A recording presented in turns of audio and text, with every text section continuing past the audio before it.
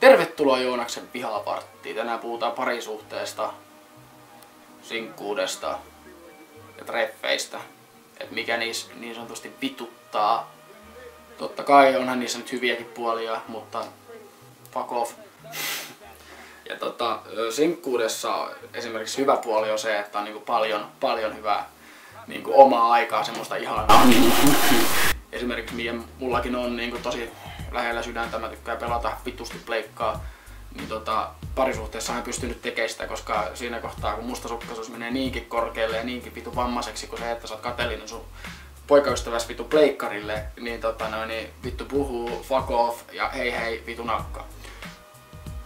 Ja mä en nyt leimaa ketään. No mä leimaan ihan vittusti kaikkia, turpakkiin kyllä sä tiedät kenestä puhutaan. Niinku, sit parisuhde vituttaa sillä tavalla, että kun sä oot siinä niinku parisuhteessa ja sua niin sanotusti sä oot rakastunut. Ja jossain kohtaa parisuhdetta voi käydä niin, että pitäisi alkaa vähän hälytyskellot soimaan, että nyt tässä suhteessa ei ole kaikki on kunnossa. Ja sun ystävät huomaa sen, sun perhe huomaa sen, vittu sun tyttöystävät huomaa sen perhe huomaa sen. Niin rakkaus sokaisee niin vitusti, että se sokaisee niin paljon, että sä et itse enää tajua miten se on jotenkin päin helvettiä se suhde. Se on todella vitun paska juttu vielä itelle.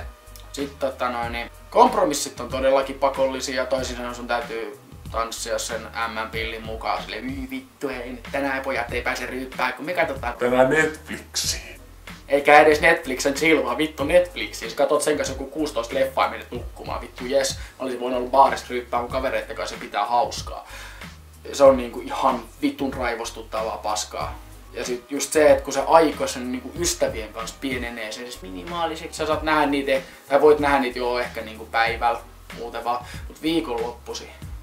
Se on aivan vitun mahdotonta edes vittu lähteä mihinkään. Täytyy kysyä sun muijas lupaa, että sä voit vittu viettää sun omaa elämää, joka on aivan vitun raivostuttavaa. Ja jos sä lähdet ilman sitä lupaa, niin sitä muijaa sun vihanee joku saatana 2 viikkoa jostain ihan vitun turhasta, jos sä nyt lähdet baariin ja olet siellä ryyppäämässä sun kavereitten kanssa. Et vaikka et pitää mitään kontaktia yhtään muuhun naiseen, että edes sanois moi, jos sä näet jonkun tutun, niin silti ne on vittu vihasia siitä. Se ei mitään helvetin järkeä, että jos luottaa omaa poikaystävää niinkin vähän, että en niinku usko, että jos sanoo, että mä olin baarissa poikien kanssa, että en jutellut kellekään muu, jos et sä vittu usko sitä, että se ei ole jutellut kellekään, vittu lopeta se vitun suhde. Sitten se oma tila, jos sä asut vaikka muijas kanssa samassa kämpässä, niin sulle ei saatana ole sitä. Se oma tila katoaa kokonaan, että sä tarvit jonkun vitun kolmion, että sä saat edes vähän omaa tilaa ja silti se runkkari vittu roikkuu sun jalassa saatana ja nylkyttää sun jalkaa silleen, että vittu me ollaan oltu tässä nyt koko ajan samassa tilassa, että voiko sä nyt vittu antaa mun omaa tilaa, että mä voin käydä vaikka röökille edes rauhassa, mutta ei, minä tulen mukaan, mene vittuun siitä ennen kuin mä läimin sit paskaksi. Okei, mä en lyö naisia, mutta tulee aina mieleen semmoinen fiilis.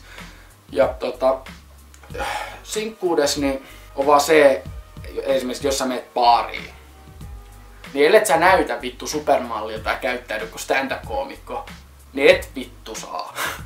Et varmana saa. Treffeillä menemisessä on vaan semmonen juttu, että no on hirveä vittu paskahousus, että entä jos mä en käykään ja entä jos mä oon paska ja entä jos. Et miksei treffeillä voi mennä silleen takki auki, fuck you, mä oon tällainen, jos ei kelpaa, niin voit itse suksiin vittu. Ja sitten sillä asenteella mä oon aina mennyt vittu treffeille ainakin nykyään, koska mä en nyt jaksa enää oikeesti ajatella, että entä jos ei tykkää musta, vittu fuck it, entä sitten, oon mä nyt vittu pärjännyt tässä sinkkuun vähän kauemminkin. Kyllä mä voin mennä himaan vittu vetämään käteen ja syömään räkää ja pelaamaan vähän pleikkariin vittu. Okei, mä en syö räkää, mutta saatan mä silti vetää käteen ja pelata pleikkariin. En nyt kuitenkaan samaan aikaan, mä en oo mikään multitalentti. Ja sit se, että mä en ymmärrä sitä, että kun ihminen on parisuhteessa, niin täytyy tanssia täysin sen toisen pillin mukaan. Totta kai mä oon nähnyt parisuhteita, jotka on semmosia tosi tasapainoisia. Mulla on muutama ollut friendillä semmosia tosi tasapainoisia parisuhteita. Mä oon todellakin tyytyväinen niistä, että joillain oikeasti menee asiat päin. Eiku mitä vittua. Jollain menee asiat niinku hyvin siinä suhteessa. Eikä niinku miten mulla on aina mennyt, että asiat menee ensin hyvin ja sitten loppujen lopuksi ne menee ihan päin helvettiä.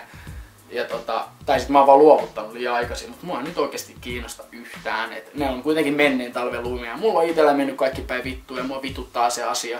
Joten kiitos tästä. Nähdään vittu ensi videossa. Ja tälle loppuun mainostan vielä, että mun intron musiikki on tehnyt mun hyvä ystävä Fraksu. Tekee hardstyle, hardcore vittu musiikkia, mitä vittu sen ikinä onkaan. Semmoista kuitenkin kunnon vittu jytää. Ja kannattaa, mä laitan sen SoundCloud niinku linkin tonne alas. Ja ei mitään, nähdään ensi kerralla. Moro!